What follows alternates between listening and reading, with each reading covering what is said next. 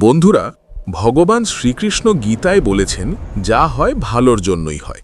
কিন্তু প্রেমে যখন ব্রেকআপ হয় তখন কি সেটাও আমাদের ভালোর জন্যই হয়?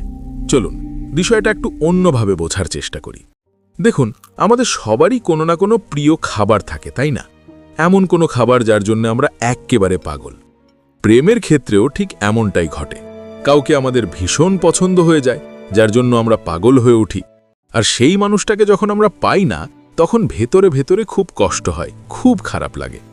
কিন্তু একবার ঠান্ডা মাথায় ভেবে দেখুন তো, যেই খাবারটা আমাদের খেতে সবচেয়ে বেশি ভালো লাগে সেটা কি সবসময় আমাদের স্বাস্থ্যের জন্য সঠিক হয়?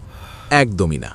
ঠিক একইভাবে যে মানুষটাকে আমাদের এত পছন্দ, সে যে আমাদের জীবনসঙ্গী হিসেবেও এক্কেবারে সঠিক হবে এমনটা কিন্তু মোটেও জরুরি নয়।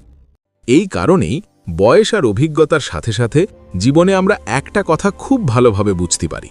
জীবনে খাবার হোক বা লাইফ পার্টনার, সেটা শুধু পছন্দের হলে চলে না, আমাদের জন্য সঠিক হওয়াটাও ভীষণ জরুরি।